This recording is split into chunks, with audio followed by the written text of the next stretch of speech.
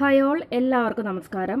അപ്പോൾ നമ്മൾ ഇന്നത്തെ ക്ലാസ്സിൽ ഡിസ്കസ് ചെയ്യാൻ പോകുന്നത് 2016 നടന്ന HSA സോഷ്യൽ സയൻസിൻ്റെ ചോദ്യപേപ്പറിൻ്റെ അനാലിസിസ് ആണ്. അപ്പോൾ നമുക്ക് നോക്കാം. അതിനു മുന്നോടിയായിട്ട് കഴിഞ്ഞ ക്ലാസ്സിൽ നമ്മൾ ലോകത്തെ സ്വാധീനിച്ചിട്ടുള്ള പ്രധാനപ്പെട്ട വിപ്ലവങ്ങളെക്കുറിച്ചായിരുന്നു ചർച്ച ചെയ്തിരുന്നത്.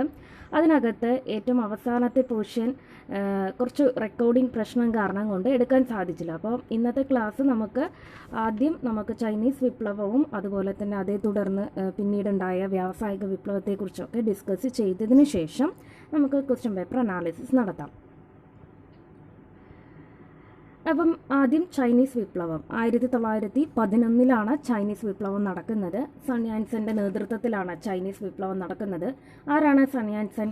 കുമിങ്താങ് പാർട്ടിയുടെ സ്ഥാപകനാണ്. അതുപോലെ തന്നെ മാഞ്ചു വംശം, അവിടെ നമുക്കറിയാം ചൈനയിൽ എന്ന് പറയുന്നത് മാഞ്ചു വംശത്തിനെതിരെയാണ്, അല്ലെങ്കിൽ മാഞ്ചു രാജവംശത്തിനെതിരെ നടന്ന വിപ്ലവം കൂടിയാണ് ചൈനീസ് വിപ്ലവം എന്ന് പറയുന്നത്. 1911 ചൈനീസ് വിപ്ലവം നടക്കുന്നത്. പിന്നെ ചൈനീസ് വിപ്ലവവുമായി ബന്ധപ്പെട്ട് നടന്ന ഏറ്റവും പ്രധാനപ്പെട്ട ഒരു സംഭവമാണ് ബോക്സർ കലാപം എന്ന് പറയുന്നത്. ബോക്സർ കലാപം നടക്കുന്നത് 1900-കളിലാണ്. അതുപോലെ കറുപ്പ് യുദ്ധം, അതായത് ബ്രിട്ടനും ചൈനയും തമ്മിൽ നടന്ന യുദ്ധമാണ് കറുപ്പ് യുദ്ധം എന്ന് പറയുന്നത്. ആരൊക്കെ തമ്മിലാണ്? ബ്രിട്ടനും ചൈനയും. അപ്പോൾ നമ്മളോട് ചോദ്യം ചോദിക്കുക, ബ്രിട്ടനും ചൈനയും തമ്മിൽ നടന്ന യുദ്ധം ഏതാണ് എന്ന് ചോദിച്ചാൽ അത് കറുപ്പ് യുദ്ധമാണ്. ബോക്സർ കലാപം എന്ന് പറയുന്നത് ചൈനീസ് വിപ്ലവവുമായി ബന്ധപ്പെട്ടതാണ്. 1900 നടന്ന കലാപമാണ് ബോക്സർ കലാപം. ഇനി തുറന്ന വാതിൽ നയം. എന്താണ് തുറന്ന വാതിൽ നയം എന്ന് പറയുന്നത്?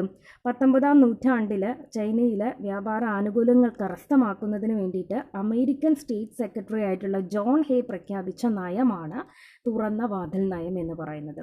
എന്താണ്, ആരാണത് പ്രഖ്യാപിച്ചത്? അപ്പോൾ നമ്മളോട് ചോദിക്കുക, ഈ വ്യക്തിയുടെ പേരായിരിക്കാം ജോൺ ഹേ ആരാണ്? അമേരിക്കൻ സ്റ്റേറ്റ് സെക്രട്ടറി ആണ്.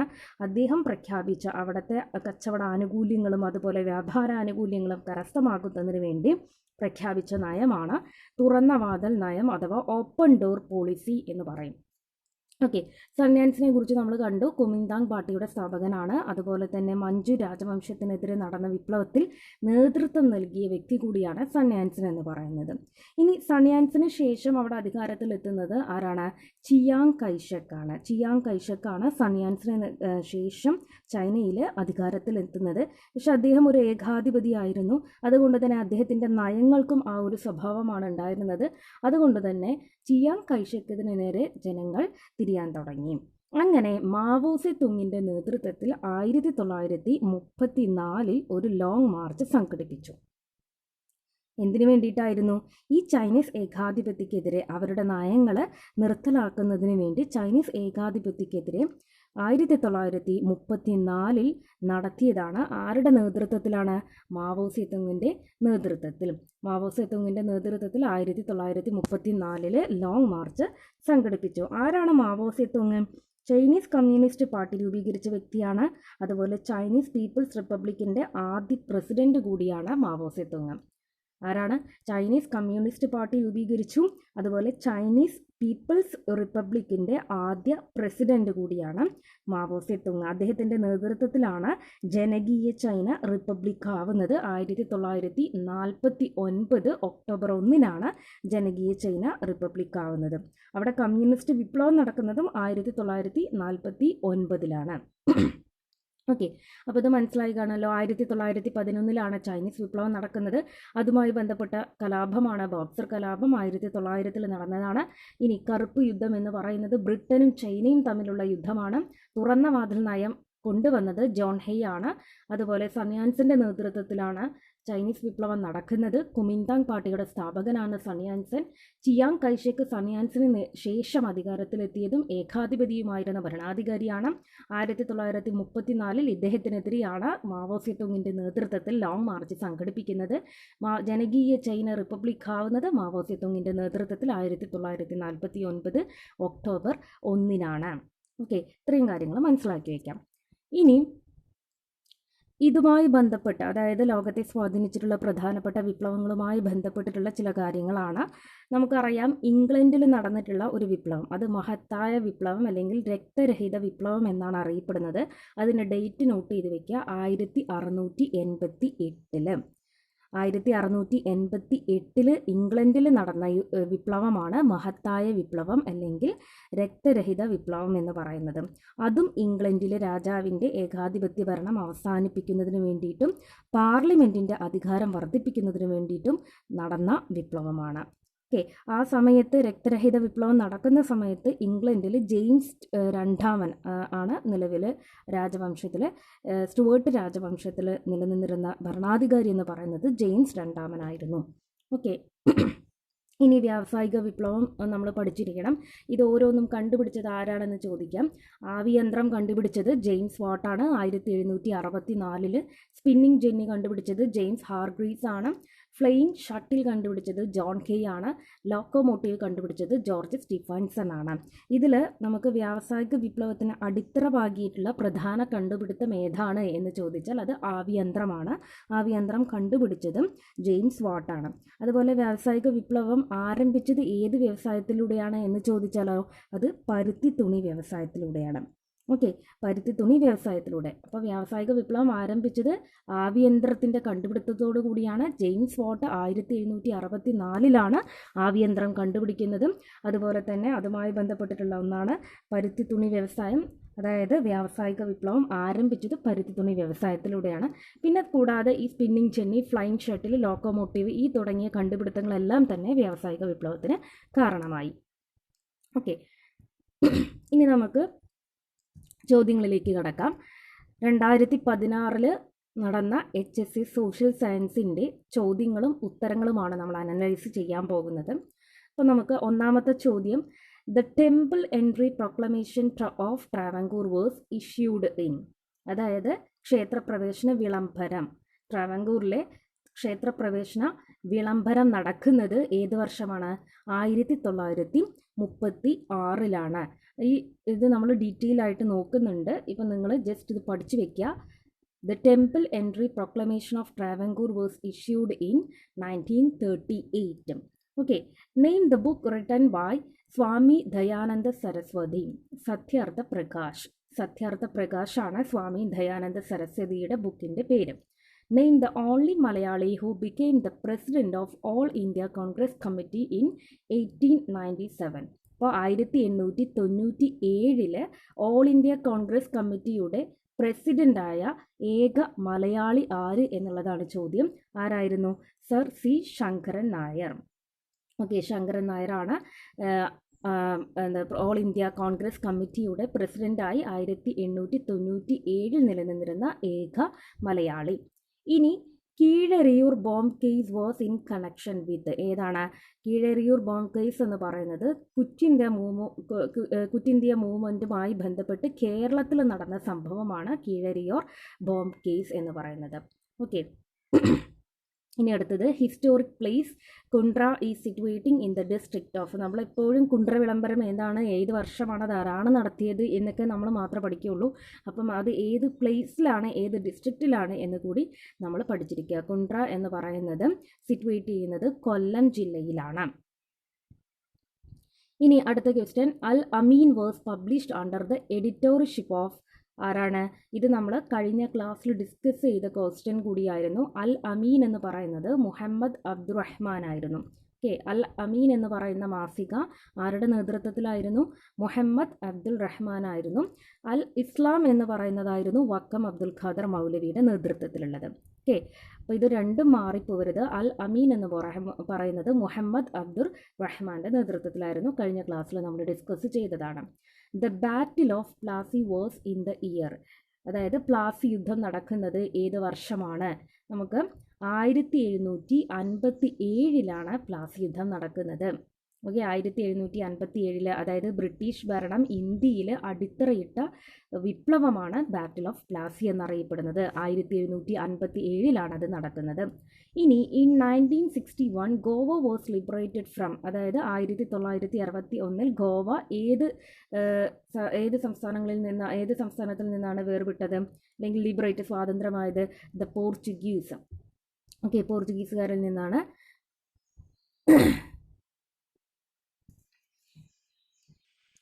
അപ്പം 1961 ഗോവ ലിബറേറ്റ് ചെയ്തത്, സ്വാതന്ത്ര്യം നേടിയത് പോർച്ചുഗീസുകാരിൽ നിന്നാണ്. ഏത് വിദേശ ഭരണത്തിന് കീഴിൽ നിന്നാണ്? പോർച്ചുഗീസുകാരിൽ നിന്നാണ്. അത് മറക്കാതിരിക്കുക. 1961 ഗോവ ലിബറേറ്റഡ് ആവുന്നതും അത് ആരിൽ നിന്നാണ്? പോർച്ചുഗീസുകാരിൽ നിന്നാണ്. ഓക്കെ, ഇനി name the founder of the self respect movement. Self respect മൂവ്മെൻറ്റിൻ്റെ ഫൗണ്ടർ ആരാണ്? EV രാമസ്വാമി നായ്ക്കറാണ് സെൽഫ് റെസ്പെക്റ്റ് മൂവ്മെൻറ്റിൻ്റെ ഫൗണ്ടർ എന്നറിയപ്പെടുന്നത്. ഇനി the grand old man of Indian national movement was. ആരാണ് വന്ധ്യവയോധികൻ എന്നറിയപ്പെടുന്നത്? ഇന്ത്യൻ നാഷണൽ മൂവ്മെൻറ്റിൻ്റെ വന്ധ്യവയോധികൻ എന്നറിയപ്പെടുന്നത് ആരാണ്? ദാദാഭായ് നവറോജിയാണ്. ഇനി ട്രിഭുവൻ ഇൻ്റർനാഷണൽ എയർപോർട്ട് ഈസ് സിറ്റുവേറ്റിംഗ് അറ്റ്. എവിടെയാണ് ട്രിഭുവൻ എന്ന് പറയുന്ന ഇൻ്റർനാഷണൽ എയർപോർട്ട് സ്ഥിതി ചെയ്യുന്നത്? എവിടെയാണ്? കാഠ്മണ്ഡുവിലാണ് ട്രിഭുവൻ എന്ന് പറയുന്ന ഇൻ്റർനാഷണൽ എയർപോർട്ട് സ്ഥിതി ചെയ്യുന്നത്. Dash is the capital of Denmark. ഡെൻമാർക്കിൻ്റെ ക്യാപിറ്റൽ ഏതാണ് എന്നുള്ളതാണ് ചോദിച്ചിരിക്കുന്നത്. കോപ്പൻഹേഗൻ ആണ് ഡെൻമാർക്കിൻ്റെ ക്യാപിറ്റൽ. ഏതാണ്? കോപ്പൻഹേഗൻ ആണ് ഡെൻമാർക്കിൻ്റെ ക്യാപിറ്റൽ. ഇനി Floyd Mayflower is a renowned name in the field of. അതായത് മെയ്വെദർ ആണ് കേട്ടോ. Okay, Floyd Mayweather is a renowned name in the field of boxing. In normal case the period allowed to furnish information by the principal information officer under the Right to Information Act is. അതായത് നമ്മൾ ഒരു information ആക്ടിൻ്റെ അടിസ്ഥാനത്തിൽ അതിൻ്റെ കീഴിൽ നമ്മൾ principal information ഓഫീസറിന് provide ചെയ്യുന്ന information എത്ര കാലയളവിൻ്റെ ഉള്ളിൽ നമുക്ക് ഇൻഫർമേഷൻ വിവരം ലഭിക്കേണ്ടതുണ്ട് എന്നുള്ളതാണ്. 30 days 30 ദിവസത്തിനുള്ളിലാണ് നമ്മളൊരു റൈറ്റ് ടു ഇൻഫർമേഷൻ ആക്ട് പ്രകാരം നമ്മളൊരു കാര്യവുമായി ബന്ധപ്പെട്ടും നമ്മൾ അറിയാൻ താല്പര്യപ്പെടുന്നുണ്ട്, നമ്മൾ ഇൻഫർമേഷൻ ഓഫീസറിന് നമ്മളൊരു ഇത് കൊടുത്തിട്ടുണ്ടെന്നുണ്ടെങ്കിൽ 30 ദിവസത്തിനുള്ളിലാണ് വിവരം അറിയേണ്ടത്. ഓക്കെ, ഇനി name the author of Asian drama. Asian drama എന്ന് പറയുന്ന ബുക്കിൻ്റെ ഓദർ ആരാണ്? ഘനർ മീഡാലാണ് ഏഷ്യൻ ഡ്രാമ എന്ന ബുക്കിൻ്റെ ഓദർ. ഇനി education was included in the concurrent list in the year. ഏത് വർഷമാണ് എഡ്യൂക്കേഷൻ കൺകറൻറ്റ് ലിസ്റ്റിൽ ഉൾപ്പെട്ടിട്ടുള്ളത്? ഏത് വർഷമാണ്? 1976 ഇത് നമുക്ക് ഡീറ്റെയിൽ ആയിട്ട് നോക്കാം. 1976 42ാം ഭേദഗതി പ്രകാരമാണ് നമ്മൾ എഡ്യൂക്കേഷൻ കൺകറൻറ്റ് ലിസ്റ്റിൽ ഉൾപ്പെടുത്തിയിട്ടുള്ളത്. അപ്പോൾ നമുക്ക് നോക്കാം, അതിനെക്കുറിച്ച് ഡീറ്റെയിൽ ആയിട്ട് പിന്നീട് നോക്കാം. Which of the following is not an appropriate tool for formative assessment. ഇത് നമ്മൾ BEd പഠിക്കുന്ന ടീച്ചിങ് ആപ്റ്റിറ്റ്യൂഡ് പോർഷനിൽ നിന്ന് വന്നിട്ടുള്ള ക്വസ്റ്റ്യൻ ആണ്. Which of the following is not an appropriate tool for the formative assessment. നമുക്കറിയാം ഫോർമേറ്റീവ് അസസ്മെൻറ്റ് എന്ന് പറഞ്ഞാൽ ത്രൂ ഔട്ട് ടീച്ചിങ് അല്ലെങ്കിൽ ത്രൂ ഔട്ട് ലേണിങ്ങിൽ നടക്കുന്ന അസസ്മെൻറ്റാണ് ഫോർമേറ്റീവ് അസസ്മെൻറ്റ് എന്ന് പറയുന്നത്. അപ്പം ഉടനീളം കുട്ടിയുടെ അഭിരുചി അല്ലെങ്കിൽ കുട്ടിയുടെ കഴിവ് ടെസ്റ്റ് ചെയ്യുന്നതിനുള്ള അസസ്മെൻ്റാണ് ഫോർമേറ്റീവ് അസസ്മെൻറ്റ്. സമ്മേറ്റീവ് അസസ്മെൻറ്റ് എന്ന് പറഞ്ഞാൽ അറ്റ് ദ എൻഡ് എന്നുള്ളതാണ്, അതായത് അവസാനം നടക്കുന്ന ടെസ്റ്റാണ് സമ്മേറ്റീവ് അസസ്മെൻറ്റ്. അപ്പം ഇതിനകത്ത് ഫോർമേറ്റീവ് അസസ്മെൻറ്റിൻ്റെ ടൂൾ അല്ലാത്തത് എന്നുള്ളതാണ് നമ്മളോട് ചോദിച്ചിരിക്കുന്നത്. Is not an appropriate tool for the formative assessment. Term ടെസ്റ്റാണ് അതിൻ്റെ ടൂൾ അല്ലാത്തത്. നമുക്ക് ഡയഗ്നോസ്റ്റിക് ടെസ്റ്റ് ഉപയോഗിക്കാം, ലാബ് റിപ്പോർട്ട്സ് ഉപയോഗിക്കാം, ക്യൂസ് ഉപയോഗിക്കാം. പക്ഷേ ടേം ടെസ്റ്റ് എന്ന് പറയുന്നത് ഒരു പോർഷൻസ് ഒക്കെ കഴിഞ്ഞ് നമ്മൾ അവസാനം നടത്തുന്ന ടെസ്റ്റാണ് ടേം ടെസ്റ്റ് എന്ന് പറയുന്നത്. ഓക്കെ, ഇനി reliability is a necessary but not sufficient condition for validity. Reliability എന്ന് പറയുന്നത് it is necessary but not sufficient condition for validity. അതിൻ്റെ മീനിങ് എന്താണ് എന്നുള്ളതാണ്. അതായത് a valid test will have a certain degree of reliability. അതായത് ഒരു valid ആയിട്ടുള്ള ടെസ്റ്റിന് ഒരു നിശ്ചിത അളവിൽ ഒരു സർട്ടൈൻ ഡിഗ്രി ഓഫ് റിലയബിലിറ്റി ഉണ്ട് എന്നുള്ളതാണ് ഈ ഒരു സെൻറ്റൻസിൽ നിന്ന് നമ്മൾ അർത്ഥമാക്കേണ്ടത്. ഇനി which of the following is not one of the steps in action research. Action റിസർച്ചിൻ്റെ സ്റ്റെപ്പ് അല്ലാത്തത് എന്നുള്ളതാണ് ചോദ്യം. എന്താണ് ഇതിനകത്ത്? Identifying the research problem, collecting necessary information, developing a plan of action, developing a standardised tool for measurement.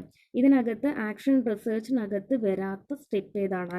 Developing a standardised tool for measurement എന്നുള്ളതാണ്. Action research എന്താണ്, അതിൻ്റെ കുറിച്ച് ഡീറ്റെയിൽ ആയിട്ടുള്ള കാര്യങ്ങൾ നമുക്ക് അടുത്ത ക്ലാസ്സിൽ ഡിസ്കസ് ചെയ്യാം. ഇനി teacher as per NCF 2005 teacher as per NCF 2000 national curriculum framework 2005 അനുസരിച്ച് ടീച്ചർ എന്ന് പറയുന്നത് എന്താണ്?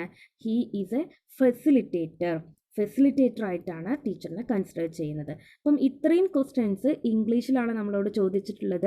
ഞാൻ ഓൾറെഡി സിലബസ് ഡിസ്കസ് ചെയ്ത സമയത്ത് പറഞ്ഞിരുന്നു, ആദ്യത്തെ 20 ചോദ്യങ്ങൾ എന്ന് പറയുന്നത് ഇംഗ്ലീഷിലായിരിക്കും. ഓക്കെ, ആദ്യത്തെ 20 ചോദ്യങ്ങൾ ഇംഗ്ലീഷിലായിരിക്കും. അതിനകത്ത് ടീച്ചിങ് ആപ്റ്റിറ്റ്യൂഡ് വരും. ഇപ്പോൾ നമുക്ക് വളരെ കുറച്ച് ക്വസ്റ്റ്യൻസ് മാത്രമാണ് ടീച്ചിങ് ആപ്റ്റിറ്റ്യൂഡിൽ നിന്ന് ചോദിച്ചിട്ടുള്ളത്. അപ്പം അതുമായി ബന്ധപ്പെട്ടുള്ള റിലേറ്റഡ് ആയിട്ടുള്ള ക്വസ്റ്റ്യൻസ് വരാം, ഫിലോസഫിയിൽ നിന്നും വരാം, സൈക്കോളജിയിൽ നിന്നും വരാം, നമ്മുടെ കോർ സബ്ജക്റ്റ് BEdന് പഠിക്കുന്ന കോർ സബ്ജക്റ്റിൽ നിന്ന് വരാം. അതുപോലെ തന്നെ സോഷ്യൽ സയൻസ് എന്ന് പറഞ്ഞാൽ റിനൈസൻസും കാര്യങ്ങളൊക്കെ പാർട്ട് Aക്കകത്തും വരുന്ന കാര്യങ്ങൾ തന്നെയാണ്. പിന്നെ കറണ്ട് അഫയേഴ്സ്. അപ്പോൾ ഈ പോർഷൻസിൽ നിന്നും ആകെ ചോദിക്കുന്ന ചോദ്യം 20 പക്ഷെ നമ്മളത് സ്ട്രെസ് ചെയ്ത് പഠിക്കുക തന്നെ വേണം. ആദ്യത്തെ 20 ചോദ്യം ഇംഗ്ലീഷിലാണ്. കഴിഞ്ഞ 2016 എക്സാം ക്വസ്റ്റ്യൻ പേപ്പറിൽ ഇംഗ്ലീഷിൽ തന്നെയാണ് ചോദിച്ചിട്ടുള്ളത്. ഇനി നമുക്ക് നെക്സ്റ്റ് പാർട്ടിലേക്ക് കടക്കാം. ഇനിയുള്ള 80 ചോദ്യങ്ങൾ മലയാളത്തിലാണ്. 80 മാർക്കാണ് ഈ 80 ചോദ്യങ്ങൾക്കായിട്ടുള്ളത്. ഓക്കെ, ഇനി യുഗപരമ്പരകളിലൂടെ മനുഷ്യൻ ആർജിച്ച സംസ്കാരത്തിൻ്റെ കഥയാണ് ചരിത്രം. ചരിത്രത്തിന് ഈ നിർവചനം നൽകിയ പണ്ഡിതൻ ആരാണ്? നമ്മൾ ചരിത്രം എന്താണ്, അതിൻ്റെ ഓരോ ഡെഫിനിഷൻസ് എന്താണ് എന്ന് നോക്കുമ്പോൾ കൂടുതൽ ഡെഫിനിഷൻസും കാര്യങ്ങളും നമുക്ക് പഠിക്കാം.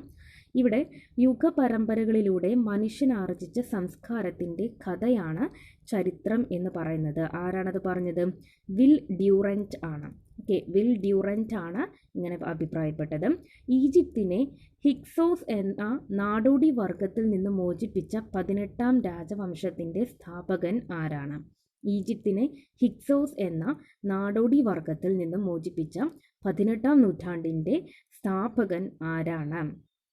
18ാം രാജവംശത്തിൻ്റെ സ്ഥാപകൻ ആരാണ്? അഹമോസ് ആണ് 18ാം രാജവംശത്തിൻ്റെ സ്ഥാപകൻ. ഇനി തുറമുഖ നഗരം എന്ന പേരിൽ അറിയപ്പെട്ട ഹാരപ്പൻ സാംസ്കാരിക കേന്ദ്രം ഏതാണ്?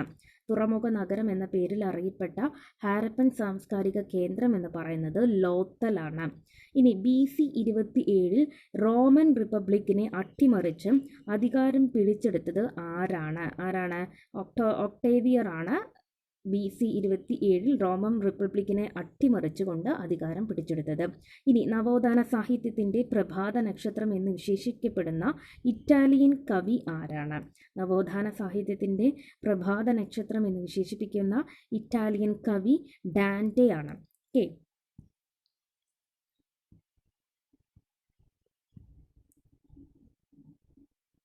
ഇനി പ്രതിമത നവീകരണ പ്രസ്ഥാനത്തിൻ്റെ വക്താവായിരുന്ന ഇഗ്നേഷ്യസ്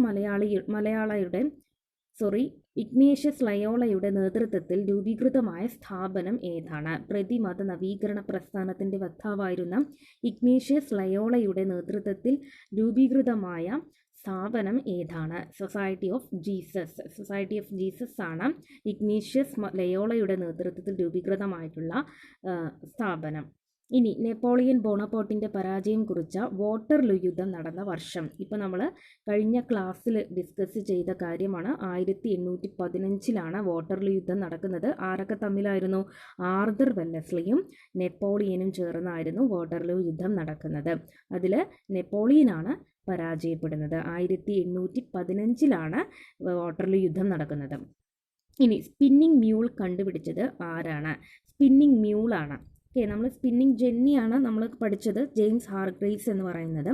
ഇവിടെ സ്പിന്നിങ് മ്യൂളാണ് നമ്മളോട് ചോദിച്ചിരിക്കുന്നത്. അപ്പം പെട്ടെന്ന് സ്പിന്നിങ് ജെന്നിയാണെന്ന് പറഞ്ഞ് ജെയിംസ് ഹാർഗ്രേവ്സ് നമ്മൾ നോട്ട് ചെയ്യരുത്.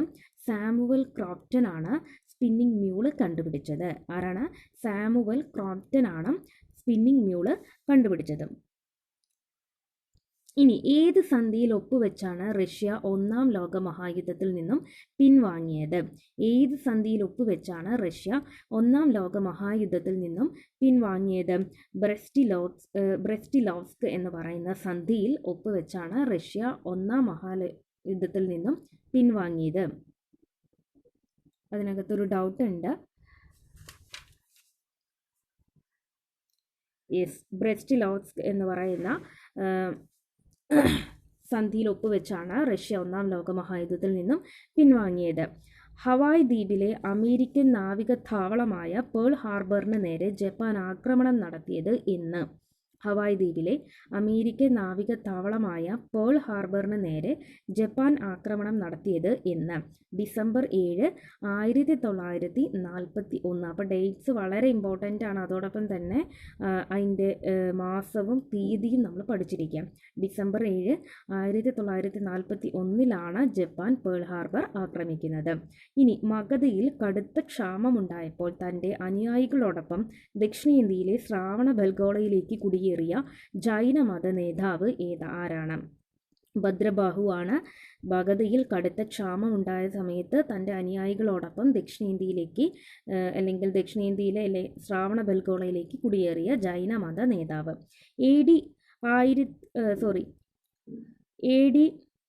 അവിടെ ഒരു മിസ്റ്റേക്ക് ഉണ്ട്.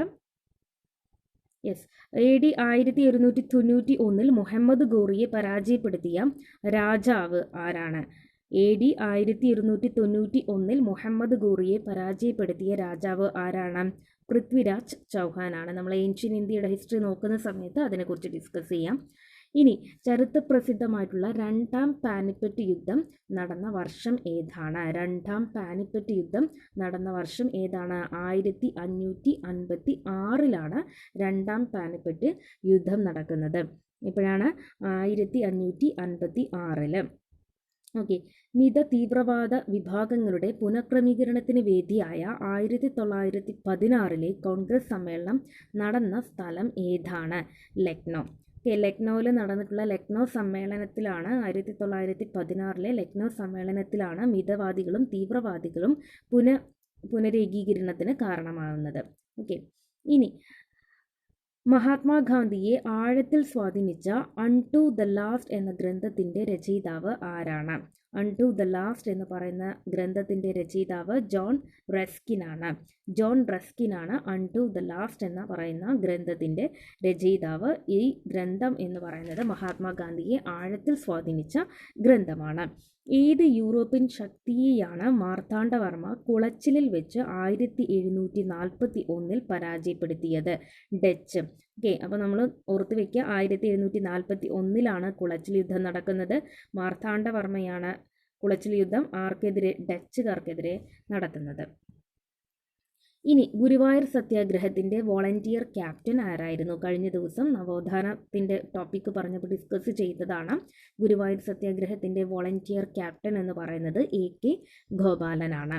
AK ഗോപാലനാണ് ഗുരുവായൂർ സത്യാഗ്രഹത്തിൻ്റെ വോളണ്ടിയർ ക്യാപ്റ്റൻ. ഇനി 1946 ഐക്യ കേരളത്തിന് വേണ്ടി ചെറുതുരുത്തിയിൽ നടന്ന കാര്യാലോചന യോഗത്തിൻ്റെ അധ്യക്ഷൻ ആരാണ്? 1946 ഐക്യ കേരളത്തിന് വേണ്ടി ചെറുതുരുത്തിയിൽ നടന്ന കാര്യാലോചന യോഗത്തിൻ്റെ അധ്യക്ഷൻ KP കേശവ മേനോനാണ്. ഇന്ത്യൻ വിപ്ലവ പ്രസ്ഥാനത്തിൻ്റെ തീപ്പൊരികളായിരുന്ന ഭഗത് സിംഗ്, സുഖദേവ്, രാജഗുരു എന്നിവരെ ബ്രിട്ടീഷ് ഗവൺമെൻറ് തൂക്കിലേറ്റിയ ദിവസം ഏതാണ്? 1931 മാർച്ച് 23 മാർച്ച് 23 ഡേറ്റ് കൂടി നോട്ട് ചെയ്ത് വയ്ക്കുക. 1931 മാർച്ച് 23 ഇന്ത്യൻ വിപ്ലവ പ്രസ്ഥാനത്തിൻ്റെ തീപ്പൊരികളായിരുന്ന ഭഗത് സിംഗ്, സുഖദേവ്, രാജഗുരു എന്നിവരെ ബ്രിട്ടീഷ് ഗവൺമെൻറ് തൂക്കിലേറ്റുന്നത്. ഇനി തിരുക്കൊച്ചി സംയോജനം നടന്ന വർഷം 1949. Adam Smith wealth of Nations എന്ന ഗ്രന്ഥം പ്രസിദ്ധീകരിച്ച വർഷം 1776. ഇതെപ്പോഴും ചോദിക്കുന്ന ക്വസ്റ്റ്യൻ ആണ്. Adam Smith wealth of Nations എന്ന ഗ്രന്ഥം പ്രസിദ്ധീകരിക്കുന്നത് 1776. ഓക്കെ. ഇനി ഉൽപാദക സാധ്യത, ഇതൊക്കെ നമ്മൾ എക്കണോമിക്സ് പോർഷനിൽ നിന്നുള്ള ക്വസ്റ്റ്യൻ ആണ്. ഉൽപാദക സാധ്യതാ വക്രം കോൺകേവ് രൂപത്തിലായിരിക്കുവാൻ പ്രൊഡക്ഷൻ പോസിബിലിറ്റി കർവ്, നമ്മൾ ഇംഗ്ലീഷിലായിരിക്കും പഠിച്ചിട്ടുണ്ടാവുക, അതിൻ്റെ മലയാളം കൂടി പഠിച്ചിരിക്കുക. ഉൽപാദക സാധ്യതാ വക്രം പ്രൊഡക്ഷൻ പോസിബിലിറ്റി കർവ് കോൺകേവ് രൂപമായിരിക്കാൻ കാരണം എന്താണ്? സീമാന്ത അവസരാത്മക ചെലവ് വർദ്ധിക്കുന്നത് കൊണ്ടാണ് പ്രൊഡക്ഷൻ പോസിബിലിറ്റി കർവ് കോൺകേവ് രൂപത്തിലായിരിക്കുന്നത്. ഇനി P1x1 + P2x2 = M എന്ന സമവാക്യം എന്തിനെയാണ് സൂചിപ്പിക്കുന്നത്? ബജറ്റ് ലൈനിനെയാണ് P1x1 + P2x2 = M എന്ന സമവാക്യം സൂചിപ്പിക്കുന്നത്. Q = 10 - 2P എന്നത് ഒരു ചോദക വക്ര സമവാക്യമായി കരുതുക. വില 3 രൂപയായാൽ ചോദനത്തിൻ്റെ അളവ് എത്രയായിരിക്കും? ഓക്കെ. അപ്പോൾ നമുക്ക് വില തന്നിട്ടുണ്ട് 3 രൂപയാണ്. അതായത് പ്രൈസ് Pൻ്റെ കൂടെ നമുക്ക് പ്രൈസ് 3 എന്ന് ആഡ് ചെയ്ത് കൊടുക്കാം. സബ്സ്റ്റിറ്റ്യൂട്ട് ചെയ്ത് കൊടുക്കാം. അപ്പോൾ 10 minus 2 into 3, 2 into 3 is equal to 6. അപ്പോൾ 10 മൈനസ് 6 ഇസ് ഈക്വൽ ടു 4. അപ്പോൾ ആൻസർ ഇസ് 4. ഇനി താഴെ പറയുന്നതിൽ ഏതാണ് സ്ഥിര ചെലവുകളിൽ പെടാത്തത്? ഫിക്സ്ഡ് കോസ്റ്റും ഉണ്ട്, വേരിയബിൾ കോസ്റ്റും ഉണ്ട്. അപ്പോൾ ഫിക്സ്ഡ് കോസ്റ്റ് അഥവാ സ്ഥിര ചെലവുകളിൽ പെടാത്തത് ഏതാണെന്നാണ് ചോദിച്ചിരിക്കുന്നത്. ഇന്ധന ചെലവാണ് സ്ഥിര ചെലവുകളിൽ പെടാത്തത്. ഇനി താഴെ പറയുന്നവയിൽ ഏതാണ് മൂലധന വസ്തുവായി പരിഗണിക്കുന്നത്? നമുക്കറിയാം, നോക്കാം. ക്യാപിറ്റലായിട്ട് പരിഗണിക്കുന്നത് ഏതാണ്? യന്ത്രങ്ങളാണ് അല്ലേ? യന്ത്രങ്ങളാണ് മൂലധനമായിട്ട് നമ്മൾ പരിഗണിക്കുന്നത്, മൂലധന വസ്തുവായി പരിഗണിക്കുന്നത്. ഇനി താഴെ കൊടുത്തിരിക്കുന്നവയിൽ ദ്വിതീയ മേഖലയിൽ ഉൾപ്പെടാത്തത് ഏതാണ്? ദ്വിതീയ മേഖലയിൽ ഉൾപ്പെടാത്തത് എന്നാണ് ചോദിച്ചിരിക്കുന്നത്. അപ്പം ഏതാണ്? ആരോഗ്യം എന്ന് പറയുന്നത് തൃതീയ മേഖലയിലാണ് ഉൾപ്പെടുന്നത്. ഇനി വാണിജ്യ ബാങ്കുകളുടെ പ്രാഥമിക ധർമ്മങ്ങൾ എന്താണ്? അപ്പം അതിനകത്ത് നിക്ഷേപം സ്വീകരിക്കുന്നതുണ്ട്, വായ്പ നിൽക്കലുണ്ട്. വാണിജ്യ ബാങ്കുകളാണ്, കൊമേഴ്ഷ്യൽ ബാങ്കുകളാണ്. അതിൻ്റെ പ്രാഥമിക ധർമ്മമാണ് നമ്മളോട് ചോദിച്ചിരിക്കുന്നത്. നിക്ഷേപം സ്വീകരിക്കലുമുണ്ട്, വായ്പ നൽകലുമുണ്ട്. ഇത് രണ്ടുമാണ് അതിൻ്റെ പ്രാഥമിക ധർമ്മം എന്ന് പറയുന്നത്. ഓക്കെ, രണ്ടുമുണ്ട്. അപ്പോൾ ഓപ്ഷൻ ഡി ആണ് ആൻസർ. ഇനി 49, മധ്യത്തിൽ അതായത് അരിത്മെറ്റിക് മീനിൽ നിന്നുള്ള മൂല്യങ്ങളുടെ അന്തരത്തിൻ്റെ തുക ഏതാണ്? 0 ആണ്. ഒരു ശ്രേണിയിലെ ഏറ്റവും വലിയ വിലയും ഏറ്റവും ചെറിയ വിലയും തമ്മിലുള്ള അന്തരം ഏതാണ്? റേഞ്ചാണ്. അതായത് upper value minus lower value എന്ന് പറയുന്നതാണ് റേഞ്ച് എന്ന് പറയുന്നത്. അപ്പം അതാണ് ആൻസർ. ഇന്ത്യൻ പ്രധാനമന്ത്രി അധ്യക്ഷനായി പ്ലാനിംഗ് കമ്മീഷൻ രൂപീകരിച്ച വർഷവും തീയതിയും. ഇന്ത്യൻ പ്രധാനമന്ത്രി അധ്യക്ഷനായി പ്ലാനിംഗ് കമ്മീഷൻ രൂപീകരിച്ച വർഷവും തീയതിയും 1950 മാർച്ച് 15 നമുക്ക് പൊതുവെ വർഷം മാത്രമേ അറിയുള്ളൂ. 1950 അതിൻ്റെ ഡേറ്റും മാസവും കൂടി പഠിച്ചു വയ്ക്കുക. മാർച്ച് 15. ഓക്കെ, ഇനി IRDP ഇന്ത്യയിൽ ആരംഭിച്ച വർഷം ഏതാണ്? 1982 IRDP ഇന്ത്യയിൽ ആരംഭിച്ചത്. താഴെ പറയുന്നതിൽ ഏതാണ് സാമൂഹിക സുരക്ഷാ പരിപാടിയിൽ ഉൾപ്പെടാത്തത്? സാമൂഹിക സുരക്ഷാ പരിപാടിയിൽ ഉൾപ്പെടാത്തത് ദേശീയ ഗ്രാമീണ തൊഴിൽ പരിപാടിയാണ്. ഇനി താഴെ പറയുന്നതിൽ ഗവൺമെൻറ്റിൻ്റെ റവന്യൂ വരുമാനത്തിൽ ഉൾപ്പെടാത്തത് ഏതാണ്? റവന്യൂ വരുമാനത്തിൽ ഏതാണ്? പൊതുമേഖലാ സ്ഥാപനങ്ങളിലെ ഓഹരി വിറ്റഴിക്കലാണ് റവന്യൂ വരുമാനത്തിൽ ഉൾപ്പെടാത്തത്. ബാക്കി ഫീസ്, നികുതി, പൊതുസ്വത്തിൽ നിന്നുള്ള ആദായം തുടങ്ങിയവയൊക്കെ റവന്യൂ വരുമാനത്തിൽ ഉൾപ്പെടുന്നതാണ്. ഇനി സാമ്പത്തിക ശാസ്ത്രത്തിൽ നോബൽ നേടിയ ഇന്ത്യക്കാരൻ ആരാണ്? അമർത്യ സെൻ. അതുപോലെ നമ്മൾ കറണ്ട് അഫയേഴ്സ് പഠിക്കുമ്പോൾ ഇപ്പോൾ റീസെൻ്റായിട്ട് നോബൽ സമ്മാനം സാമ്പത്തിക ശാസ്ത്രത്തിൽ ആരാണ് നേടിയിട്ടുള്ളത് എന്നൊക്കെ നമുക്ക് നോക്കാം. അപ്പോൾ സാമ്പത്തിക ശാസ്ത്രത്തിൽ നോബൽ സമ്മാനം നേടിയ ഇന്ത്യക്കാരൻ അമർത്യ സെൻ ആണ്. റിസർവ് ബാങ്ക് ഓഫ് ഇന്ത്യയുടെ ഇപ്പോഴത്തെ ഗവർണർ ആരാണ്? ഇത് 2016 ചോദിച്ചിരിക്കുന്നത്. അപ്പോൾ രഘുറാം രാജനാണ് റിസർവ് ബാങ്ക് ഓഫ് ഇന്ത്യയുടെ ഇപ്പോഴത്തെ ഗവർണർ. താഴെ കൊടുത്തിരിക്കുന്നതിൽ ഡേവിഡ് മോറിസുമായി ബന്ധപ്പെട്ടിട്ടുള്ള സൂചകം ഏതാണ്? ഡേവിഡ് മോറിസ് ആണ് PQLI അതായത് physical quality of life index രൂപകൽപ്പന ചെയ്തിട്ടുള്ളത്. അപ്പോൾ PQLI ആണ് മോറിസ് ഡേവിസുമായി ബന്ധപ്പെട്ടിട്ടുള്ളത്. ഓക്കെ, ഇനി ഇന്ത്യയിലെ ഏറ്റവും വലിയ വാണിജ്യ ബാങ്ക് ഏതാണ്? കൊമേഴ്ഷ്യൽ ബാങ്ക് ഏതാണ്? SBI ആണ് ഏറ്റവും വലിയ കൊമേഴ്ഷ്യൽ ബാങ്ക് എന്ന് പറയുന്നത്. ഇനി നികുതി പരിഷ്കരണ കമ്മിറ്റിയുടെ ചെയർമാൻ ആരാണ്? നികുതി പരിഷ്കരണ കമ്മിറ്റിയുടെ ചെയർമാൻ രാജ ചെല്ലയ്യ. കേരളത്തിലെ ശിശുമരണ നിരക്ക് എത്ര? 12. നമുക്ക് ലേറ്റസ്റ്റ് ആയിട്ടുള്ള ഡീറ്റെയിൽസ് കൂടി നമുക്ക് നോക്കാം. കേരളത്തിലെ ശിശുമരണ നിരക്ക് എന്ന് പറയുന്നത് 12. പഞ്ചായത്ത് രാജ്, ഇത് നമ്മൾ കറണ്ട് അഫയേഴ്സും അതുപോലെ തന്നെ ലേറ്റസ്റ്റ് ആയിട്ടുള്ള കാര്യങ്ങളാണ് കൂടുതൽ നോട്ട് ചെയ്ത് വെക്കേണ്ടത്. പഞ്ചായത്ത് രാജ് സ്ഥാപനങ്ങൾക്ക് രൂപം നൽകണമെന്ന് ഭരണഘടനയിൽ പ്രതിപാദിക്കുന്ന ഭാഗം ഏതാണ്? ഭാഗം 4 പഞ്ചായത്ത് രാജ് സ്ഥാപനങ്ങൾക്ക് രൂപം നൽകണമെന്ന് ഭരണഘടനയിൽ പ്രതിപാദിക്കുന്ന ഭാഗം. രാഷ്ട്രീയ സാമൂഹികവൽക്കരണം നടത്തുന്നതിൽ പ്രധാന ഏജൻസി ഏതാണ്? പൊളിറ്റിക്കൽ സോഷ്യലൈസേഷൻ അഥവാ രാഷ്ട്രീയ സാമൂഹികവൽക്കരണം നടത്തുന്നതിൽ പ്രധാന ഏജൻസി എന്ന് പറയുന്നത് കുടുംബം തന്നെയാണ്. ഇനി നിയമനിർമ്മാണ സഭയുടെ കാര്യത്തിൽ ഒരേ സവിശേഷത ഇല്ലാത്ത സംസ്ഥാനം ഏതാണ്? കർണാടകയാണ്. ഏത് ഭരണഘടനയുടെ സ്വാധീനത്തിലാണ് ജുഡീഷ്യൽ റിവ്യൂ എന്ന ആശയം ഇന്ത്യൻ ഭരണഘടനയിൽ ഉൾച്ചേർത്തിരിക്കുന്നത്? ഏത് ഭരണഘടനയുടെ സ്വാധീനത്തിലാണ് ജുഡീഷ്യൽ റിവ്യൂ എന്ന ആശയം ഇന്ത്യൻ ഭരണഘടനയിൽ ഉൾപ്പെടുത്തിയിട്ടുള്ളത്? അമേരിക്കൻ ഭരണഘടനയാണ്. അതായത് ആദ്യത്തെ ലിഖിത ഭരണഘടനയാണ്, ഏറ്റവും ചെറിയ ലിഖിത ഭരണഘടനയാണ്. ഇതൊക്കെ അമേരിക്കൻ ഭരണഘടനയുടെ സവിശേഷതയാണ്. അപ്പോൾ അമേരിക്കൻ ഭരണഘടനയിൽ നിന്നാണ് നമ്മൾ ജുഡീഷ്യൽ റിവ്യൂ എന്ന ആശയം ഉൾക്കൊണ്ടിട്ടുള്ളത്. ആധുനിക രാഷ്ട്രതന്ത്ര പഠനത്തിൻ്റെ പിതാവായി കണക്കാക്കുന്നത് ആരാണ്? മാക്യുവെല്ലിയാണ് ആധുനിക രാഷ്ട്രതന്ത്ര പഠനത്തിൻ്റെ പിതാവായി കണക്കാക്കുന്നത്. നിയമവാഴ്ച എന്ന ആശയത്തിൻ്റെ വക്താവ് ആരാണ്? AV ഡെയ്സി ആണ് നിയമവാഴ്ച എന്ന ആശയത്തിൻ്റെ വക്താവ്, AV ഡെയ്സി. ഇനി പാർലമെൻറ്റിൻ്റെ സംയുക്ത സമ്മേളനത്തിൽ അധ്യക്ഷത വഹിക്കുന്നത് ആരാണ്? ലോക്സഭ സ്പീക്കറാണ് പാർലമെൻറ്റിൻ്റെ സംയുക്ത സമ്മേളനത്തിൽ അധ്യക്ഷത വഹിക്കുന്നത്. സമ്പൂർണ്ണ വിപ്ലവം എന്ന ആശയത്തിൻ്റെ വക്താവ് ആരാണ്? ജയപ്രകാശ് നാരായണൻ. ജയപ്രകാശ് നാരായണനാണ് സമ്പൂർണ്ണ വിപ്ലവം എന്ന ആശയത്തിൻ്റെ വക്താവ്. ഇലക്ഷൻ കമ്മീഷൻ്റെ ഔദ്യോഗിക കാലാവധി എത്ര വർഷമാണ്? 6 വർഷമാണ് ഇലക്ഷൻ. അതുപോലെ തന്നെ രാജ്യസഭാംഗത്തിൻ്റെ കാലാവധിയും 6 വർഷമാണ്. ഇലക്ഷൻ കമ്മീഷൻ്റെ ഔദ്യോഗിക കാലാവധിയും 6 വർഷമാണ്. രാജിവെച്ചൊഴിയുന്ന രാഷ്ട്രപതി രാജിക്കത്ത് കൈമാറുന്നത് ആർക്കാണ്?